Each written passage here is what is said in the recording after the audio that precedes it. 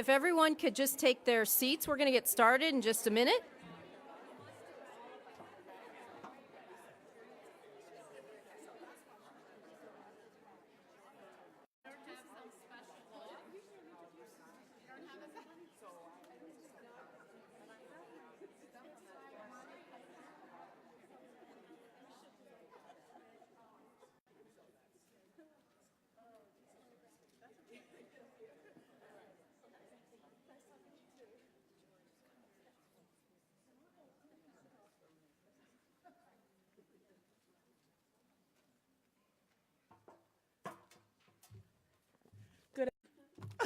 Well, I don't do a stand-up real well, so I'll just stand here. So,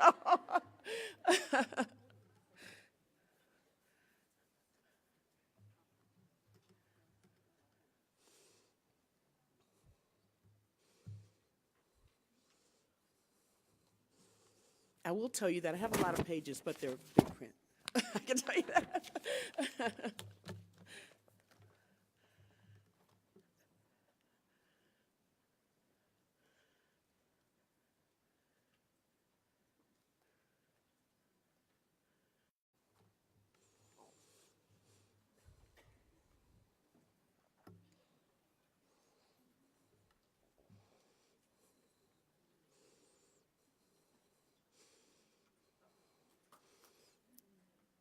Hello, everybody. Good afternoon.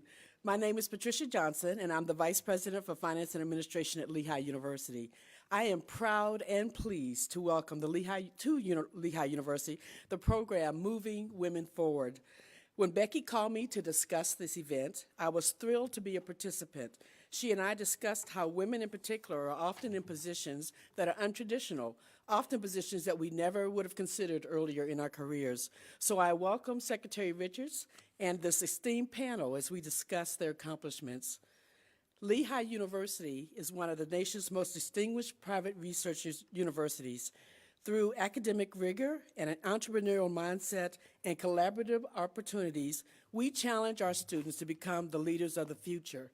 Lehigh offers several interdisciplinary areas such as computer science and business, business and engineering, engineering, arts and sciences, and science, technology, and society. We have opened a San Francisco office at the NASDAQ Center, and we are expanding programs in India, China, and South America. Our students and our alumni are amazing. Our student body can participate in a mountaintop experience where they take a real-world problem, develop an interdisciplinary team, and solve it. Our students often have 2 or more majors and minors because we encourage them to follow their interests, and we all know that knowledge doesn't fit in a box. Of note, the first female CEO of Deloitte, Kathy Engelbert, is a Lehigh grad.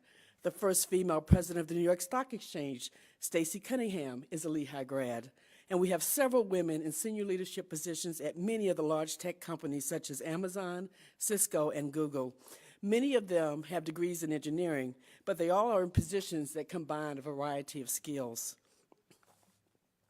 Lehigh just announced the public phase of a $1 billion campaign. We have renovated buildings on the Mountaintop campus. This room is one in particular we've renovated, and there's a building back here that's beautiful if you get a chance to go into it. And all of that's to improve our classroom spaces. But we're also building new residence halls as well as a new health, science, and technology building, which will house a new college of health. You are all welcome to visit all of our beautiful campus. My experience is probably typical for a non-standard career path, meaning there were lots of turns and a lot of help from many others along the way. I majored in psychology at the University of Virginia and then went to work for a bank in North Carolina. There were many positions I was interested in, and every time I would ask about them, I was told they're only hiring MBAs for those positions. Well, so I left, and I went back to UVA to get my MBA. My next position was as an internal auditor at Mead Corporation, a forest product company in Dayton, Ohio. At Mead, I was mentored by the company's first female corporate officer. She encouraged me to apply for a position in the treasurer's office. She later became the chair of the investment committee at the University of Dayton and encouraged me to apply for the position there as an investment officer. I spent 7 years at UD before moving to Ithaca, New York, working as assistant treasurer at Cornell University. Through the years, I was promoted to associate VP and treasurer. I started my position at Lehigh almost 5 years ago in a higher position with a greater breadth of responsibilities than I had at Cornell. I love the energy that surrounds me when working at an institution of higher learning. It is not a field that I would have imagined working in, but I mentor students now to think about working in finance and administration in higher education. Excuse me, that's why I needed my water. I would now like to introduce our moderator for this event, Becky Bradley. Becky is the executive director of the Lehigh Valley Planning Commission and leads a $3.3 billion regional transportation planning program.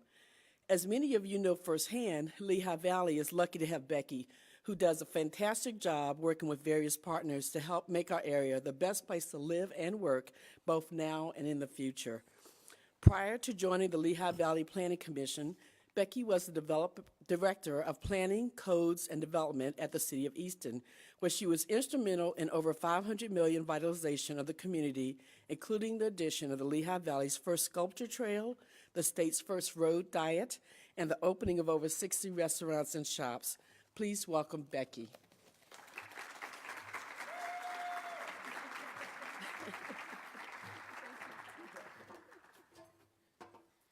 Good afternoon, everybody, and thank you for joining us in this really important event. It's not very often that I get asked to talk about women or government or women in transportation and government.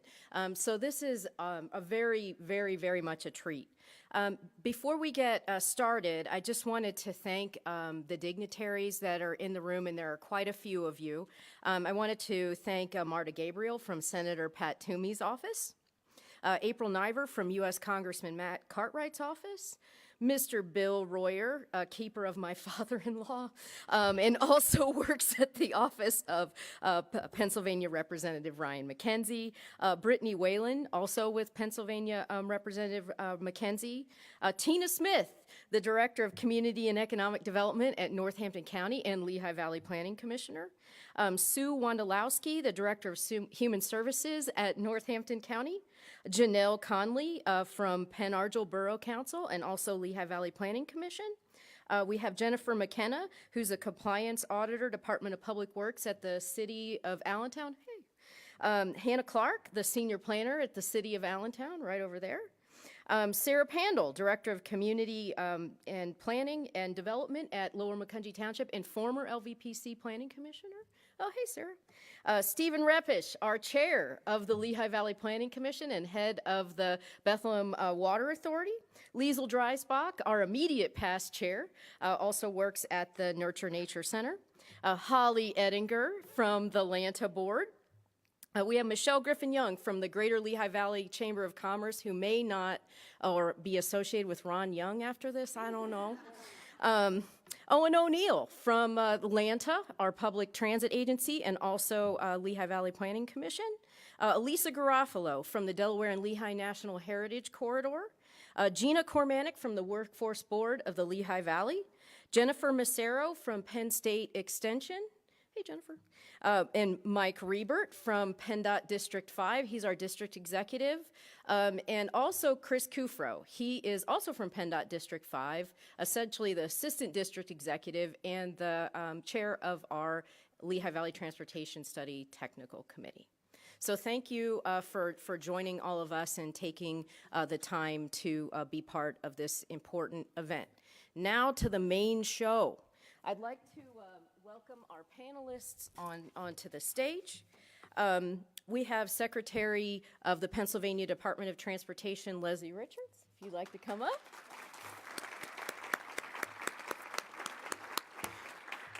Jill Kraus from Pennsylvania Department of Transportation, District 5, Head of Maintenance. And we have Anne-Marie Vigilante, an engineer with Langen Environmental and Engineering Services. She's a vice president and senior associate.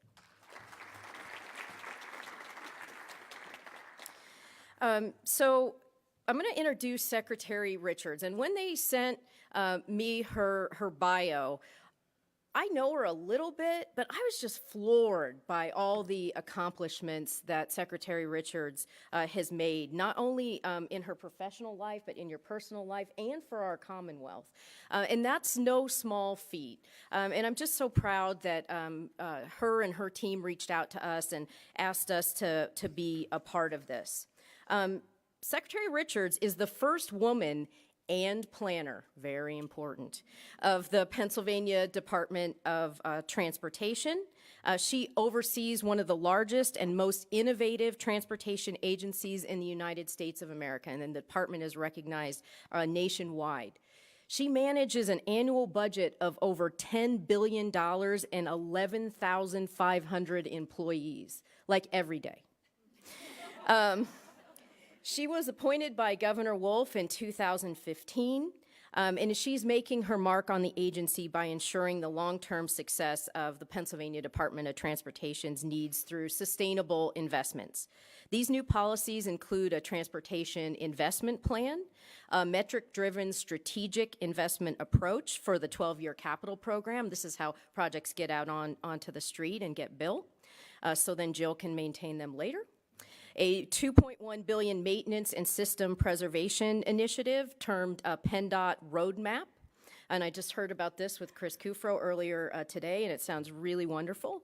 PennDOT Connects, this is very important to us at the LVPC, which is really providing a transformative approach that focuses on community collaboration as projects are planned and then programmed in the transportation community and engaging local stakeholders in that decision-making process. Richards has been recognized for her leadership in the industry and her commitment to public service. In 2017, she was appointed the first female chair of the Pennsylvania Turnpike Commission, as well as the Public-Private Partnership, or P3 board. Also in 2017, she received 2 Gold Stevie Awards as a Female Innovator of the Year and Female Executive of the Year, not 1, but 2. And the Philadelphia Business Journal 2017 Woman of Distinction Award. The Conference of Minority Transportation Officials 2018 Celebrating Women Who Move the Nation Forward Award, and the City and State Pennsylvania's 2018 Above and Beyond Distinguished Service Award, and the March of Dimes Southeastern Pennsylvania Service to Humanity Award. Do you sleep? She obviously takes time to engage with communities and professionals and women like us. So I'm going to turn it over to the secretary to just give us some insights on how you started your career. Sure. Well, welcome everybody. It's great to see a full room. I always love being in this hall at Lehigh University. You can't beat the view. So it's great to be here. We started the Women Moving Forward tour because I felt very strongly, and Governor Wolf does as well, that diversity and inclusion is a big part of what we do at the Commonwealth. And it's something, quite honestly, that needs a lot of improvement in the transportation industry. As you heard what Becky said, you know, I'm the first female to hold a lot of these positions. And I did not have role models to look toward. And I had a lot of people who helped me get here. I did not do it myself by any stretch of the imagination. But it's hard sometimes when you don't see someone who looks like yourself and you want to climb to a certain level. And so I try to be as many places as I can so that women know that they can lead PennDOT, and if I do say so myself, one of the best, if not the best, Commonwealth agency here in Pennsylvania, but I am obviously biased. You know, the numbers that Becky shared with you are impressive. I mean, PennDOT does a lot of work, and it's an honor for me to be leading the agency at this time, such an exciting time. I want to share a little bit about how I got here, and I really look forward to answering questions that you may have. I started this way of describing my career path because another cabinet agency head had asked me, so, you know, how did you get started? We had just started, Wolf just got sworn in, we just got sworn in, and between the two of us, we had budgets of $26 billion and we had over 25,000 employees. And his career was pretty traditional, worked his way up through several state agencies, worked for a governor, then worked for another governor. And then when I started, I said, well, I really worked part-time, and I was a stay-at-home mom for 8 years before I was appointed in this position. But I don't want to talk about it because I don't want people to think I'm a slacker. And he just started laughing. And he said, that is just such a girl thing to say. And he said, everything about you is not a typically girl thing, that people associate with you. And he said, if you were a man, that you would be bragging about that. That you worked part-time and took 8 years out of your career, career growth, and now you're leading one of the largest agencies in the nation and get to set policy for one of the largest states and one of the biggest construction programs in the country. So I said, well, when you say it that way, that sounds really cool, and I need to start sharing that story. I think we all have a unique story to tell. So very quickly, my story includes always being interested in what makes a community work. How do we make communities work better and build better communities? I started out as a economics and urban studies major. I worked for the EPA as an environmental scientist in the City Planning Commission in their streets department. I worked for the Central Philadelphia Development Corporation. I took off 8 years. Have 3 children who are now 22, 20, and 17. Went back to the workforce. I applied for a very technical, computer-oriented job like the one I had at the EPA at an environmental engineering firm. But while I was out of the workforce, something called the internet came about and personal computers and some other things that really made my skills a bit out of date. But luckily, they realized that I was very passionate about communities, and there was a position that they thought, well, it wasn't the one I applied for, but it was another one that I could help them out on transportation projects. And that was my introduction to transportation back in 2003. I worked for them, then I worked for a civil engineering firm. While I was a stay-at-home mom, I got active in my township. I worked Township Day. I ran the pony rides and the prize booth and became a real active member of my community. I then chaired our Park and Rec Board. I went on to join our Planning Commission and was asked to run for Township Supervisor, something I had no interest in doing and said no to several times. But after it came up a few times, I decided to take on that challenge, and I'm so glad I did. While I was a Township Supervisor, I went in front of our county commissioners to lobby for some open space funds and realized as I looked at, no offense to white men in our audience, but as I looked at the 3 white men who were representing the 820,000 people who lived in our county, the 3rd largest county in Pennsylvania, and none of them had a background in economic development, planning, or infrastructure, I thought maybe I had something different to offer. So put my name in there and was very fortunate. I got the endorsement, ran. We were the winning team. We won the majority in Montgomery County, and I got to run all of our infrastructure and guide our economic development in the county. While there, I met a gentleman by the name of Tom Wolf. You may have heard of him. And he then goes on to run for governor. I want to help him in any way I can, really admire how he looks at things and his humble way of getting things done.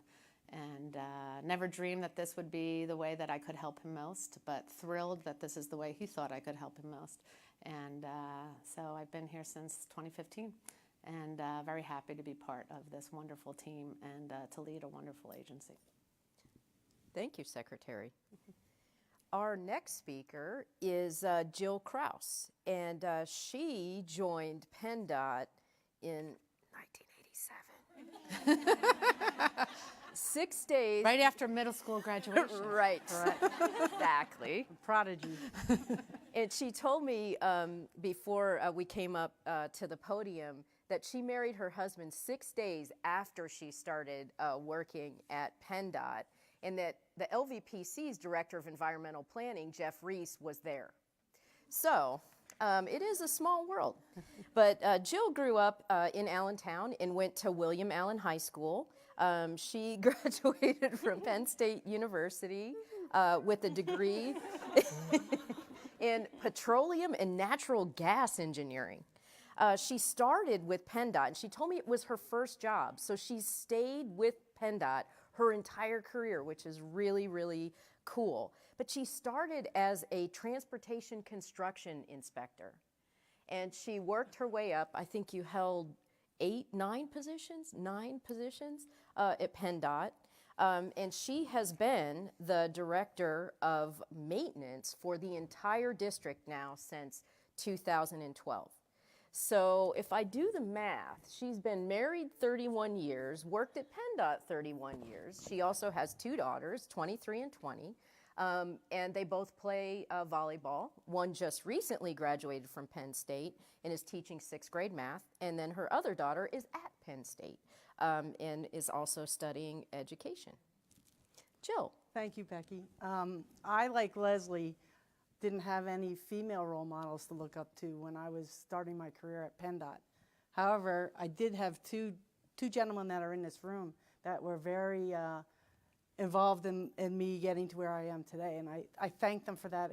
They're great role models for me, and they're both in the back of the room, and they know who they are. So I'm not going to mention their names.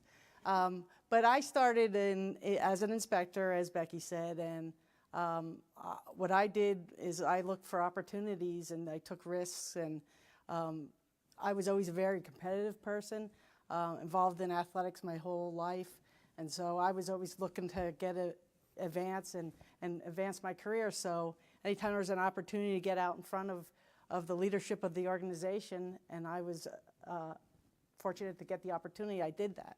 So I took some risks there. Every experience is not a good experience, but every experience is a learning experience. So whether it's a bad experience, you can always learn something from it. So throughout my career, I took advantage of those opportunities. I didn't ever think I'd be the director of maintenance 6 years ago, and it went by flying by. I have a little bit smaller budget than Leslie. I have $120 million that I'm supposed to be watching over like a hawk, and I do. You can ask my counterparts in construction and design. When they come asking for money, the first answer is no. So I'm good at saying no to them, and I have over 600 people that fall under my direction, 6 different county managers, and in those counties we have everything from equipment operators and mechanics to engineers. I also oversee the traffic unit in the district office and the highway occupancy unit in the district office. So in the district office, I have folks that range from clerks to engineers there as well. So we manage a big highway occupancy permit unit here. As you see by the growth, we're very, very busy in the Lehigh Valley, and we're seeing growth in Reading area, Rats, and also up in the Monroe County area and Schuylkill County area now. So that keeps us pretty hopping in maintenance in District 5. Thank you, Jill. And our third panelist is Anne Marie Vigilante. She is the Vice President, Senior Associate with Langen Engineering and Environmental Services. She oversees the Traffic and Transportation Group in their Pennsylvania offices and has over 20 years' experience developing innovative highway and site development plans, as well as highway occupancy permits. So she probably knows Jill. Yeah. Anne-Marie holds a bachelor's degree in civil engineering from Penn State University and a master's degree in engineering management from Drexel University. She's a registered PE in Pennsylvania, New York, New Jersey, and Delaware. And she is also very active in the Delaware Valley Engineers Week Committee and serves as the Director of Awards, is a past president of the Pennsylvania chapter of the American Society of Civil Engineers, and serves on the Lehigh Valley Chamber of Commerce Transportation Committee, and is a member of the Lehigh Valley Commercial Real Estate Women Network, or CREW, and serves as a secretary of the Charles Schrin Family Foundation, which is a nonprofit foundation founded to help fund education initiatives as it relates to science, technology, education, and math in the Easton Area School District. Anne-Marie. Thank you, Becky. Hi, everyone. It's great to see so many familiar faces. This is great. What a great turnout. So my story is a little bit different. I started out in college as a civil engineering major, not really knowing what that meant or where that would lead me to. at the time, environmental engineering kind of broke on the scene. It was kind of the new, fancy program that was being announced at Penn State in terms of offering a minor to that. And I thought, oh, well, that's interesting, especially, and when I say this, I want to kick myself, because back then I thought, oh, that seems more female-friendly, right? Environmental engineering, as opposed to the civil engineer with all these males in my classes. So I did partake in the environmental engineering minor and graduated with that, as well as a civil engineering degree, and thought I was going to work in the environmental engineering field. Well, I started out, when I graduated at that time, there wasn't too many jobs to be had. Things were a little slow. I did manage to get a job in environmental engineering, working at a landfill, doing landfill design, which is interesting because if you ever spent a summer on a landfill cap, you would quickly change gears in terms of what you wanted to do with your life. It wasn't what I thought I would be doing at that time, at that state in my life. But I did learn a lot. I learned a lot, out in the field with contractors, how to deal with them, just design aspects of different things. So I didn't last long there. I moved on to get a consultant engineering job with a civil engineering firm that did land development. And at the time, the person that was running the highway access permit program, or that was doing all their HOPs for the firm, had left, so there was a little bit of a void there, and they kind of just stuck me in there. In the traffic, we'll call it, engineering world. Well, that was my first taste of highway roadway design, and boy, did I like it. I'll tell you, it was pretty awesome. I had the ability to use my, all this design knowledge, but creativity and looking at, roadway and infrastructure and how to change it, how to make it better, how to, create it to work for not only the project I was doing, but, adjoining properties and just make it all work. So it was my first taste of all that.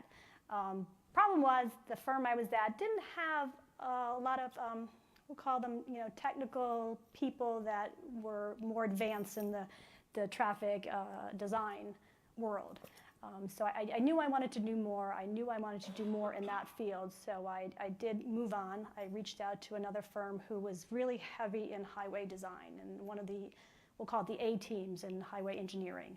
That was their bread and butter, and they did, things like the Pennsylvania Turnpike, 202, all the major highway roadways in the areas. So I worked for them for approximately, I want to say, 6.5 years, and I got probably the best experience in terms of technical design knowledge from that firm and from those 6 years.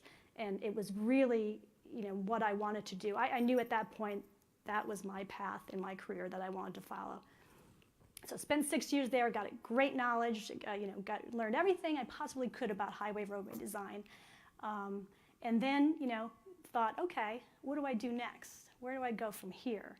I have all this knowledge, I have all the design experience, I want to move on. I want to now, kind of run the projects. I want to be out there. I want to get in front of the public and talk about the need for these types of projects. So I moved on from there back to a consultant firm that did more private development, and fell into a position where I was able to lead the HOP department, or HOP unit, with my current firm. That was almost 15 years now I've been there. Started out, running projects, project manager, worked my way up, and eventually became, the leader of the Pennsylvania practice for our highway and roadway and traffic engineering for the firm. So now I get the ability to teach my staff everything that I learned, those 15 years ago at my previous firm, and mentor them. And I have the ability to help my clients get their projects to where they need to be by using sound technical engineering, as well as a little bit of the feminine persuasion and, looking at it in a different light. Because for those of you in the consultant world, especially land development and private development, there's a lot of males, right? I mean, and there's a lot of one-way thinking. So I felt that I was bringing a little bit more, being a female and having, a different type of diversity and background to a lot of my projects and to my clients. And about 5 years ago, I was recognized by my firm and was made a partner and a part owner of the company. And here I am today. Thank you, Anne Marie. So I'm going to ask the first question of the panelists to give all of you time to think of the next question that you want to ask. So the first question is who has been the largest professional influence in your career, and how did they influence you? I can give you a little more time to think about it. For me, the president of the last firm I worked for was a civil engineering firm. A woman led it, and she was a planner, and she owned a civil engineering firm. And it was something that I was not aware. I was a planner and a female, and I didn't know that a female planner could own a civil engineering firm. And one time we were out at a project, and she shared with me that the governor of New Jersey, she lived in New Jersey, had asked her to lead the DOT. And at the time she had said no, because she was just starting to build her firm, and she wanted to dedicate all of her energy toward that firm. And she also had 4 small children at the same time. And that was like a light bulb moment for me, because I never thought that, first of all, a female in Pennsylvania had never been done before, and that someone who wasn't an engineer could head a Department of Transportation. And I was so happy that she shared that with me. So that always stuck in the back of my head. And then, never thinking that in just a few years after that conversation, I would have a chance to put my name in for that position. But she shared it with me just in a really nonchalant way. We were kind of talking about decisions we had made in our lives. It wasn't even work related, and where we had some regrets. I was telling her I never traveled abroad, in college, and I had regretted that. It worked out. I've traveled since, and I plan to travel in the future. None of them are fatal flaws, with your personal or career growth. And she had shared that with me. But it really stuck with me, and obviously had a huge impact. I'll go. So professionally, I had, we'll call it a few people that really supported me and got me to where I am today. Back in my, we'll call it technical learning days, I had, a professional that was one of the best highway designers that I'll probably ever come across. And he was older, and he was strict, and he came from, I want to say the Marines or something like that, the Armed Forces, and had a way of doing things in his way. But boy, did he know what he was doing, and just taught me the lessons I needed to learn at the time, not only the technical lessons, but just how to handle myself in situations, how to be on time, how to respect others, how to respect the people around you, just all kinds of life lessons at that point, that I needed at that point in my career to grow. And then as I progressed in my career, I've had other professionals that just supported me in moving up the chain at my current company, gave me the strength to ask for things that I felt I needed to get to where I need to be, and just supported me along the way. So I'm pretty lucky to have some incredible professionals that I've come in contact with throughout my years of, in the profession, to help me to get where I need to be. I would say the first individual and I mentioned them both earlier, but I didn't mention her name, so now you're going to force me to mention her name. So the first one is Jerry Fry. I worked for Jerry Fry when he had my position in District 5, and I was, as Becky said earlier, I have a petroleum engineering degree.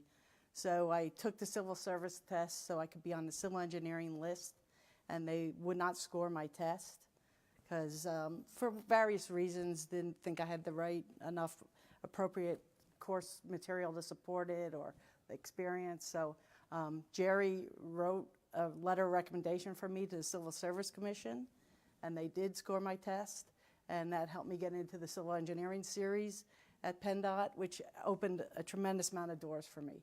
And Jerry was one of the gentlemen that I ran across early in my career that always was supporting diversity and moving diverse groups forward. He was a breath of fresh air compared to some of the I want to say the old timers that I started with at PennDOT that were kind of old school and really not promoting women getting advanced.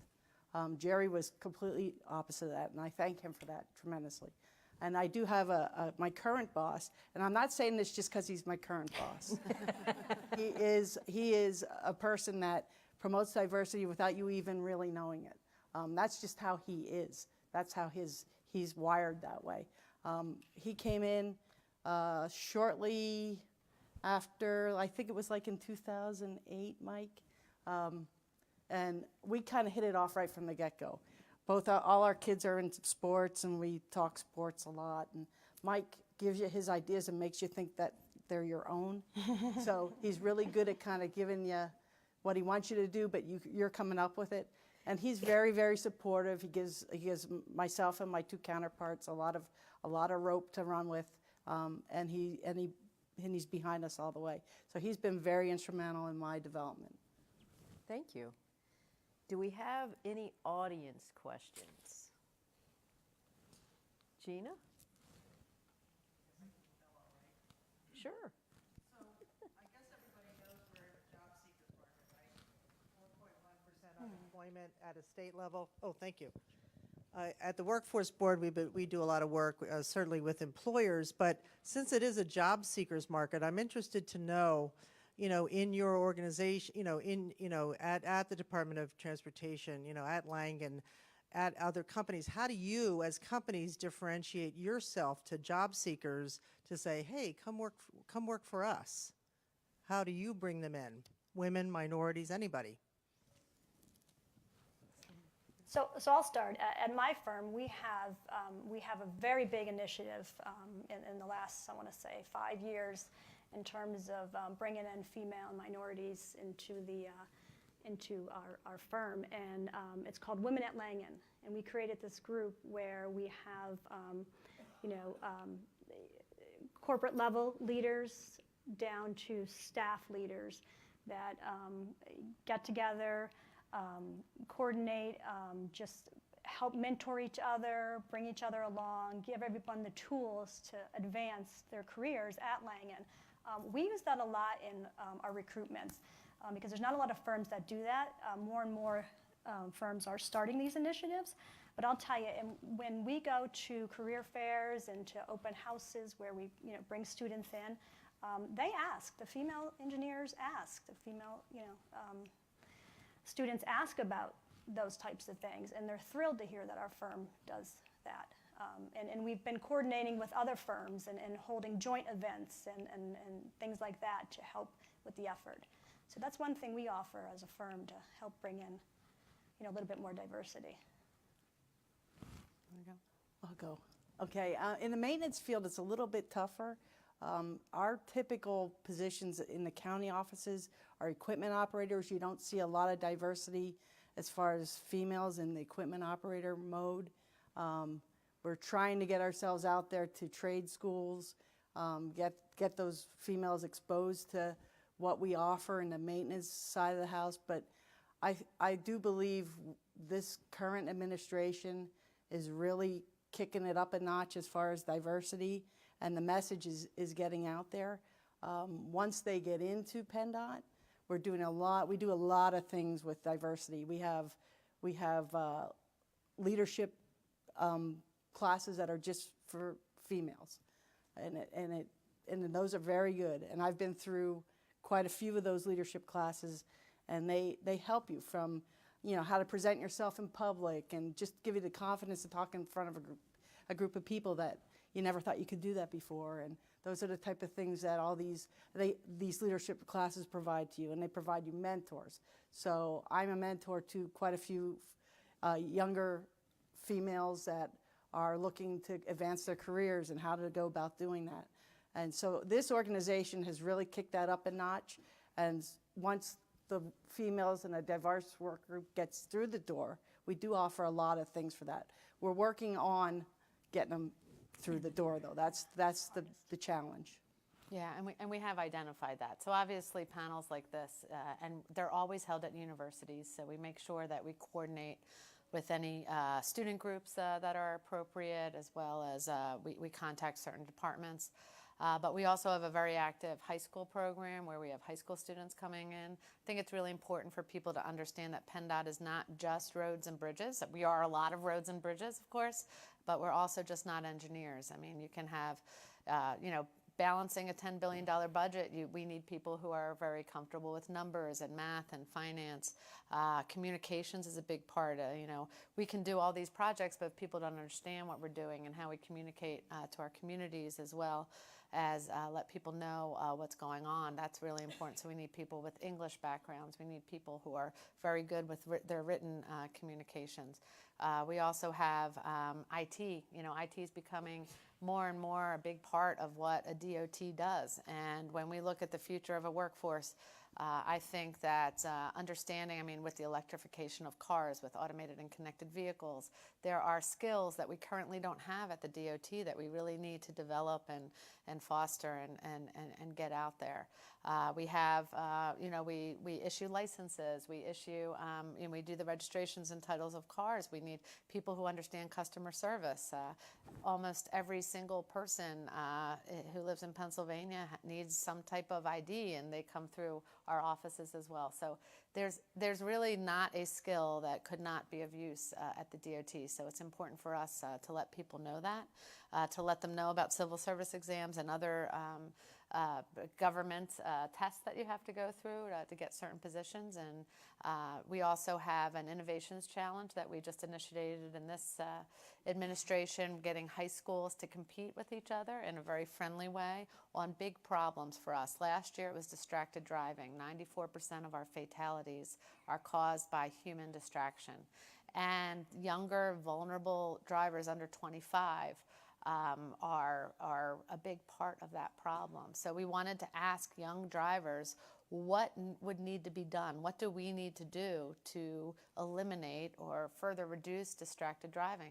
And the answers that these high school students came up with were fascinating, and things that we are continuing to work on.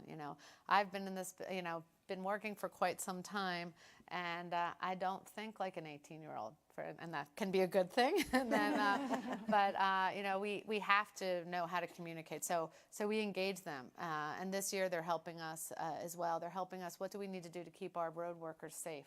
At PennDOT, since I've been here, we've lost 5 lives while working.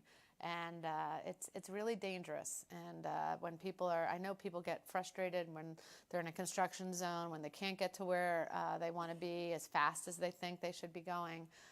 But those are people's lives, and they need to get home to their families safely as well. We need people to be thinking about that. So we put that out there. We work with colleges. We go to career fairs. We work with the counties and the Career Link and all the different workforce development. I work very closely with the Secretary of Labor and Industry in Pennsylvania. So we're out there. We're talking about it. And, we're really trying to do some hard work. I wish someone had worked on this 20 years ago. We would be in a different situation at PennDOT when it came to diversity and inclusion. But we're working really hard, and I hope the Secretary in 15 to 20 years will be able to reap all of the benefits, because it takes some time and it takes some investment, but we're doing that now. Do we have any more audience questions? I think I got Lisa, and then we got you. Have you experienced sort of the reverse discrimination where perhaps, you're in your position now, or you have a team of very capable women, and the opposite starts happening, where you're accused of perhaps not making enough openings for men? And the other question is, sort of part of this is, when other very capable women perhaps aren't as helpful as, or actually counterproductive when you're dealing with them. I wonder if any of you would be willing to comment on that. I can comment on it. Now, I think it's funny. I often get asked, And first of all, I could not, be clearer that I am for the advancement of women, but never at the expense of men. I wouldn't be here if there weren't men who supported me getting here. Obviously, most notably the governor himself. My husband's been extremely supportive, and other men have really looked out for me. And I really was touched by your stories too, where people looked out for you and also gave you great advice, right? And if someone hadn't looked out for you, on the civil service exam, you would have not gone this path. So there are a lot of people, and I always talk about that. We wouldn't be here. And the issue of not having enough women in leadership in transportation, as well as in certain areas of public service and definitely in elected office, it's not just a women's problem. It impacts men too. We see that, the bottom line of every company is improved when you have diversity around the table that makes major decisions. And that, men are concerned about that as well. You don't want everyone coming at it from the exact same perspective. So we make sure that we have diverse panels doing all of our interviews as well, that we have gender balance as much as we can on those panels, but definitely gender representation, right? We have to have all different perspectives. One story that I will share is someone came into my office, and is to hire a very high position at PennDOT. And this gentleman said, well, last time, while a female candidate, and he used the name, but I'm just being general here, but while a female candidate, did well, last time, it didn't turn out so well, and a woman had held the position before. And I said, when was the last time you said we shouldn't go with the man? Because, the man who had that job before really screwed that up. And this is a gentleman who is extremely active in promoting women and advancing women. This is not somebody who is against this idea. And it's subconsciously we have these biases. And all of a sudden he realized where he had it. And so I think it's our responsibility, to point those out. And as far as women helping women, we have to help each other. The line, Madeleine Albright's line, there's a scary place, in hell for women who don't help women. I truly believe in that. I know. And I may have, I have met Madeleine Albright. I had that honor, and, we talked about that. I think we all need to help each other. It is so true that there is not room for just one woman. There's room for all of us. There's room for all of us to succeed. And I can't do it all alone, and no one can do it all alone. So we need all of us trying to help each other. And I think it's really important that we make as much room as we can for all of us to do well. So I'll add to that. At my firm, when we talk about inclusion, we don't just talk about females. We do talk about males and minorities. It's everyone. Because we have a lot of instances, we're a pretty progressive firm, where we have male employees that kind of are running the household. They're taking care of the kids. They have to, when their daycares call and say the kid is sick, they're the ones running because their wives are at a more powerful position somewhere else that don't have that flexibility. So we've got to be careful that we're including everybody in these talks, because it does go both ways. And it's not something most men will discuss or say it's an issue, but it can be an issue. So we're very careful to include that. Inclusion means everyone, not just male or females and minorities. That the males are included. So. And I'd just add that I'm the first female to hold this position in Pennsylvania, and I didn't know that until about a year ago. Somebody told me. So I don't think of things, I don't look at it that way, but I've been tasked now to be on some interview panels that I hadn't been on before, to make sure it's a diverse interview panel. And I can tell you that we get all kinds of candidates, and we select the best candidate. That's really the bottom line. It's not a woman, male, minority issue for us on the interview panel. It's who we think is the best candidate for the job, and that's how it gets done. So. No. But I won't. Okay, first of all, for the Penn State alum, we are. So here we are. So my name Not is gonna Andrea, and I have 3 daughters. And I know we've come a long way with gender equality, but what advice would you give young women today to make sure their voices are heard and respected? I always say to the younger women that I speak to is to align yourself with a mentor. That's really important, especially when you're starting out. Find someone that can help you express yourself and bring out that inner voice, and work with them, set goals with them. Really, make a big effort to work with that mentor to help get you where you need to be. And the second part of that is network yourself. I really try to instill that in a lot of my younger employees, and Brianna, who's sitting here, will tell you. Your net worth is your networking ability at this point in time. So, really get out there and network yourself. That's good advice. And I have 2 daughters too. They're not young anymore, but they're young ladies. And I encourage them to stick to their morals and their values, and that they're educated, and they need to profess that when they're applying for jobs, and profess their skills to those people. But you also have to be accountable for your own actions. And don't let people walk all over you. Stand up for yourself, but you have to walk the walk. You can't walk the talk. You can't be somebody who's let's just say coming to work and I don't feel good today, I'm going to take the day off, or just because it's raining, I'm going to take the day off. You gotta be accountable for your own actions, and be strong and stick to your values. And that's what I tell my 2 daughters. Yeah, I also have 3 children, but 2 daughters. Everybody's voice has value, and I think it's really important for young people to know that. And I know that it can be intimidating to speak in a room when everybody's 15, 20 years older than you are. But know that you have a perspective that we would all love to have, right? We want to know what that younger group is thinking. And so whatever you have to say is important. And so say it with confidence, follow things that you're passionate about, because I think that really shows that when you are passionate about whatever it is you're talking about, whether it's your work, your hobbies, how you spend your free time, you can't fake that, and so it shows. And so just know that when you're passionate about something and you care about something, what you have to say, people want to listen, and people want to hear. And they should always feel confident in sharing that.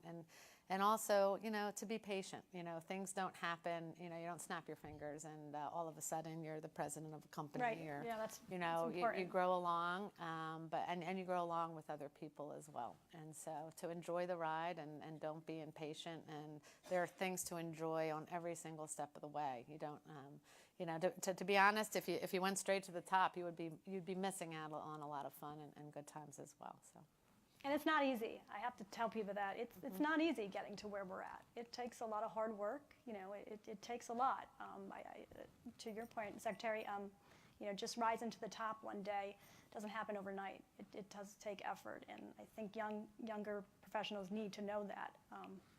They need to know it takes time, and you need that time to develop yourself. And there's a lot of failure that happens first, right? There's a lot of Oh, a lot of falls that you have to get up after, and that's okay. And sometimes that's the most valuable thing that can happen along the way. You're not going to get to wherever you're going looking all cleaned up, and there'll be some bumps and bruises along the way. One of my favorite sayings is, when you don't know where you're going, any road will get you there. And I surely I never knew where I was going, but was always happy traveling in the direction I was going in. And, it got me here, and I'm happy to be here. I think Professor Sanford Bernhardt, you had a question?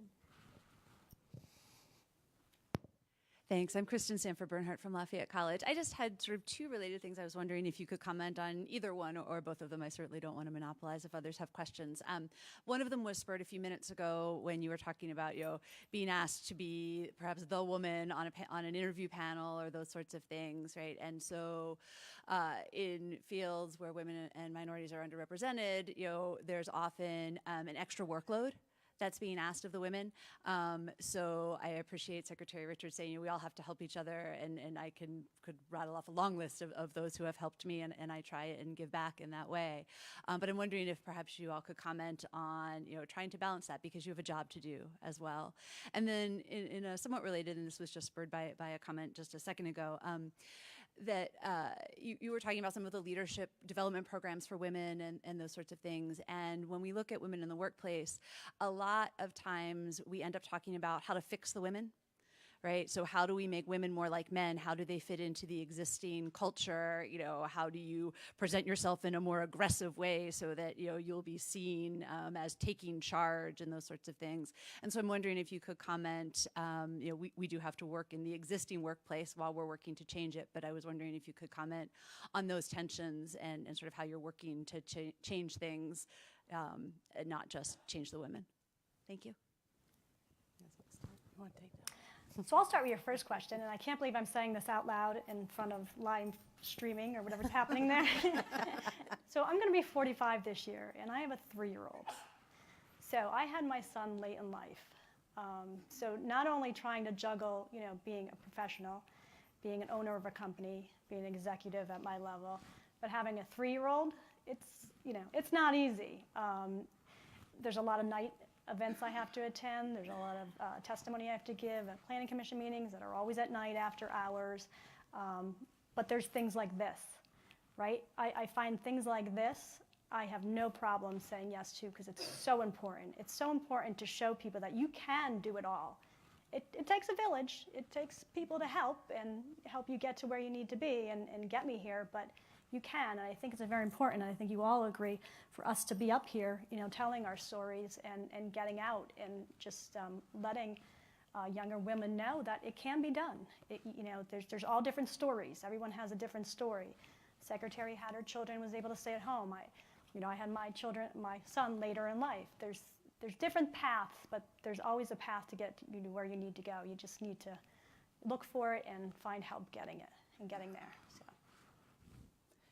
And I would add that I'm married to a teacher who is now retired, and he's a teacher and also he coaches. So he would go to school in the morning and then go to practice after that or to a game. So there were long days, but the first 8 years of marriage we didn't have children, and every day in the summer was a Friday night. He would be golfing, and I would be getting up to go to work, and I'd be grumbling as I'm going out. So there was 8 years of that, and then the first child came in, and I was laughing going out the door. And he had the little ones with him all summer long. So I have a very supportive husband, and that makes life a lot easier for me. Last week we had that incredible snowstorm, and I was out of the house for 27 hours. And my daughter, who's 23 and is now teaching, said, "When's Mom coming home?" Aww. And my husband said, "When it's over." So, I mean, that my children are used to that. They were used to, holidays. If it was bad weather, I was going to work. And so they've kind of been raised that you go to work when you're supposed to be at work. And that's the message that's sent, at least in my household. So it does take a village. I couldn't do this without all my family support and the support of the people I work with as well. Where I feel I've been able to help others, I do, first of all, within PennDOT, I do ask our women and our minority employees to go out and represent PennDOT as often as I can. And it can be, kind of an awkward conversation, but they, on the most part, the employees that I approach are so happy to do it. I know I'm always happy to represent women when I can, and you have to not be afraid to have those hard conversations. But then I also, whenever I ask someone to do something, I speak to their direct supervisor and let them know that I've asked them to do as many career fairs as they can, or to go out and represent, or to go to Girl Scout troops and talk, and just to let them know that they need a little more flexibility. At PennDOT, I'm very fortunate that we're not billable. When I worked in the private sector, you have the billability. Yes. I know, even when I say that word, And so that's how I look at it. I was like, okay, they need some time to, be 100% marketing. For those of you in the private sector, you can have some free time to do some work, and then you also have the time that you have to be directly billable on a project. So I'm very cognizant of that. But as far as mentoring other women in the industry, and I love that I'm in this role now, I get contacted a lot by women who have just hit a ceiling where they're working and they don't know where to go. And so the first thing, I always say is you don't have to stay at a place that doesn't appreciate your skills, right? You can look around and see, because there's so many places that will appreciate what you bring to the table. But so many times there are women that hit a certain point in a firm and they're doing 10 jobs instead of just doing, one. And so we take a look and I say, okay, how many people are at your level? And this is a conversation I had recently. There were 10 people in the firm at this very high level. This person was the only female in that role. And but she shared with me, but I'm currently doing 5 to 10 different jobs. And I said, well, how many different jobs are the men doing? And she answered, they're just doing the one job they were hired for. And I said, and are you getting paid 5 to 10 times the amount that they're getting paid? And she said, no. And I said, and why aren't you looking for employment somewhere else? And she said, well, I love this project and I want to see it through. And I said, you know what? Don't take this the wrong way, but someone else can manage that project and it's going to go very well. And it happened to be a very large PennDOT project, by the way. And I said, it'll be in good hands, but you're not the, and again, you're not the only person who can get this project across the finish line. People may do it in a different way, but it will get there. And you need to look, and this person did, and now is really being valued in the new firm that she chose, and she's really accomplishing things, and the sky's the limit what she can do there. But you do have to question that and look where you are, and look for places that appreciate what you bring to the table, because there are many of them out there. You just have to find them. We have time for one more audience question. One right there.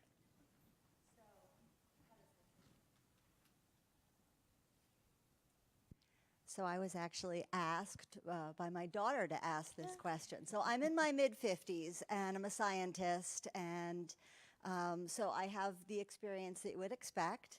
But my middle daughter's 23. She has an undergraduate degree in physics and is finishing up a master's degree in civil engineering, and is having this experience of continually running into people, potential employers, or folks in her academic institution, really insinuating that probably all the quantitative work with an undergraduate degree in physics isn't really the right fit for her, and doesn't she want to try something softer?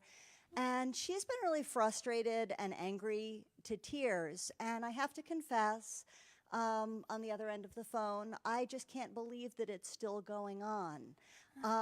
Your experience with young women entering the workplace is much broader than my personal experience, so I just wonder how you see the world changing.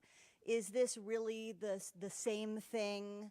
She's 29 years younger than me, writ all over again, or is there really a change that my daughter can expect in entering the civil engineering world in 2019? I'm happy to start. my business Look, I know. we're working hard. We've done hiring. a lot of things. We've made some wonderful progress, but it's still difficult. I was just on a panel a month and a half ago, and I was discriminated against before I got on that panel, and I was insulted in front of hundreds of people. I was the only female on an otherwise all-male panel. It was a colleague who also runs a DOT in another state, and so I can't reprimand this person, and it's tough when those things happen. The good thing is I feel like there's networks now, there's awareness that we can help each other. I think for the most part it is a lot better than it used to be, but we still have a long way to go. I was on a panel with former US DOT Secretary Mary Peters, who I have so much respect for, and it was an honor for me to be on a panel with her. And we were asked a similar question, and I thought her answer was so spot on. We were at a conference where all the secretaries of DOTs in the country were attending. And she said, we'll know that we've made progress when there's a line in the women's room at this conference. And, you know, I started laughing, but none of the men were laughing. They didn't understand what was happening. And this was a conference of nearly 1,000 people. And there was not a line during the entire conference in the ladies' room. At that time, out of the 52 of us, every state, including DC and Puerto Rico, has a leader. They're called director or commissioner or secretary, depending what the agency calls their leader.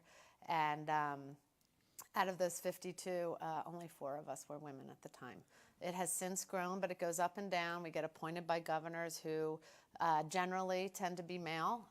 You know, we've made some great strides forward there too. But, you know, there's still a lot of work to do, and that's why it's really important that we all do it. And she should, you know, tell her not to get frustrated. There are so many paths that lead you to a frustration or a door that you just can't open, but then there are others, you know, just turn around and figure one out that works for you.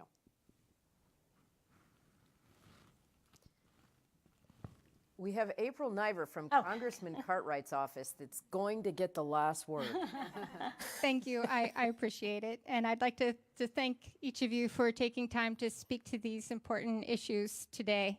And I have a question that I feel like is a burning issue that needs to be addressed, and I'd like to hear from each of you about it, which is what advice would you give women entering the workforce and who are still in it in terms of negotiating salary whenever they're first hired, as well as benefits, and then also negotiating for raises and so on and et cetera as they continue in their career or changing careers, et cetera. I think that really needs to be addressed, and young women don't hear it enough. Thank you. Well, I'll start. Interesting enough, at Langen, we recently did an internal survey to see where salaries, you know, stood between our male and female colleagues, and you know they were pretty spot on with each other, which was great as you know, as a woman at the corporate level to hear. But the advice I typically give, you know, to anyone looking to negotiate raises and things like that, is you know to be honest about you know your abilities, what you are bringing to the job, the project, whatever. Go in with you know a list of here's what I've done, here's why I think I deserve to go to that next level or deserve this raise. Here are things I'm working on, because there's always things that you can work on. And frankly, don't be afraid. You know, and if it takes aligning yourself with someone else above you to help you make that initial conversation happen, you know, do it. Just don't be afraid. I mean, the worst they're going to say is no, right? I mean, that's they're not going to fire you. They're not going to, you know, they may say no. And if they do, well, what are the reasons why? You know, don't take just standard no for an answer. So that's some advice I would give. I don't know if it's the best advice, but. And then working for the government, we have a union and a management workforce. So the union workforce has standard pay scales that are set. So there's really not a whole lot of negotiation there. As far as management, if you're coming in from the outside as a manager and you're bringing a skill set, there is some ability to negotiate. But for the most part, our management pay scales are set as well, depending on the position that you're in. So for the government part of it, we probably don't do a whole lot of salary negotiations. Yeah, I would do as much research as you can before going into the interview to see what the range is, right? So you want a realistic range. You don't want to go in there and double, you know, the highest amount that anyone's ever made, because people aren't going to take you seriously.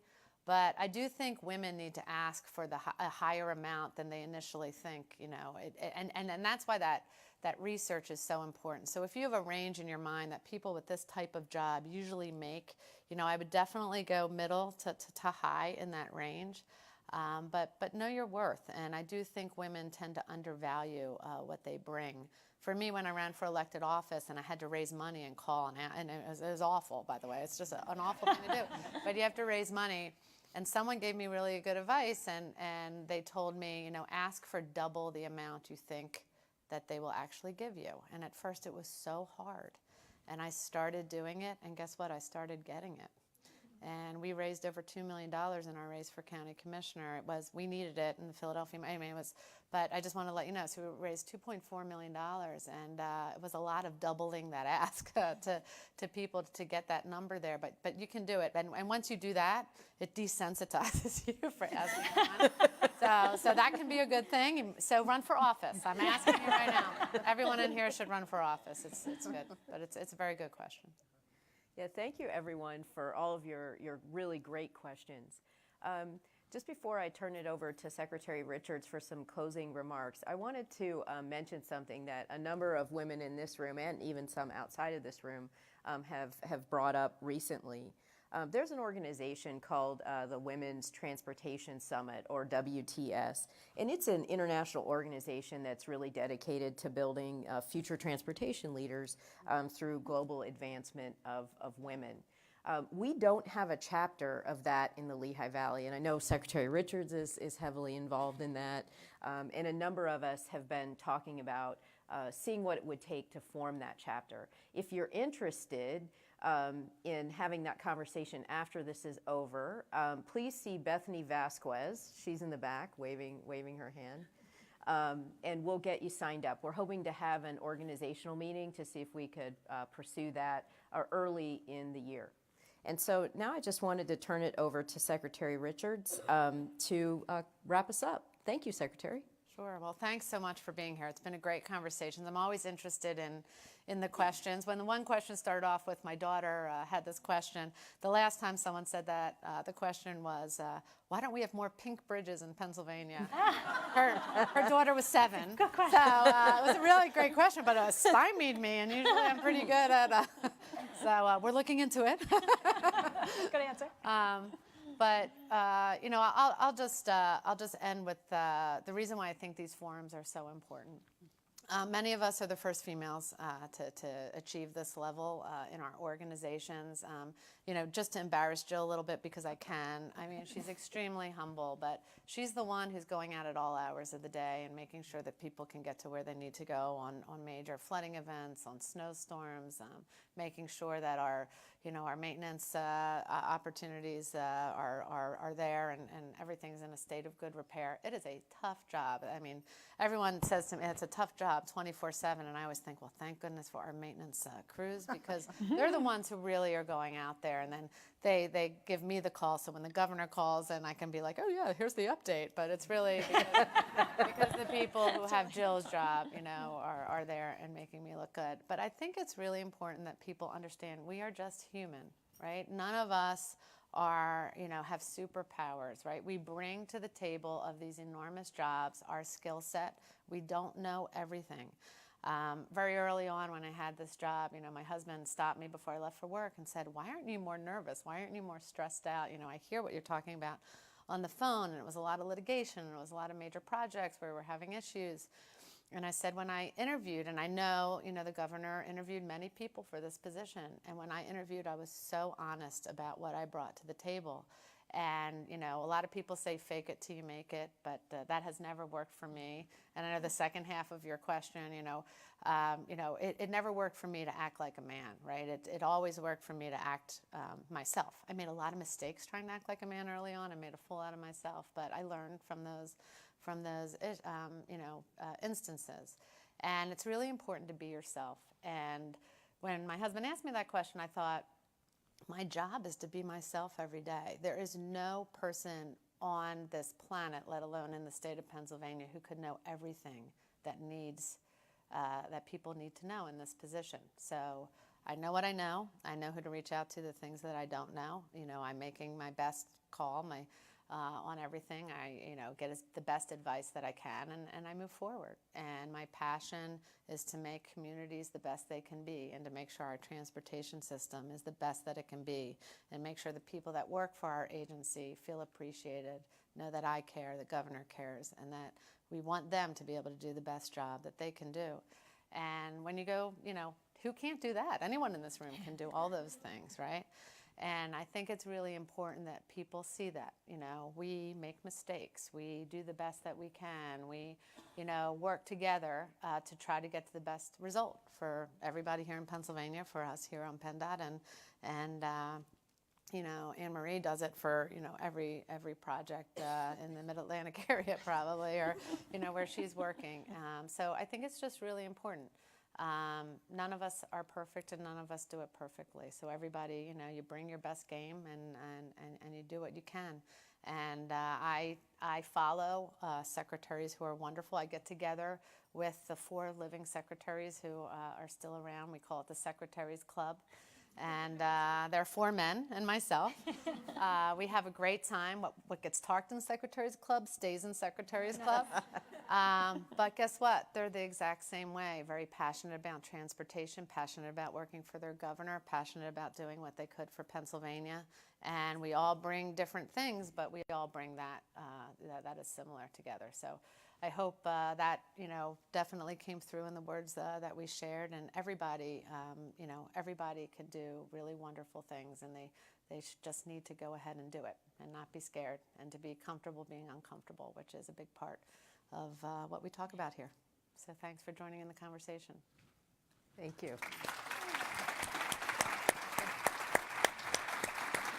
There'll be opportunity if you didn't get a chance to ask questions of the panelists in just a few minutes, so please stick around.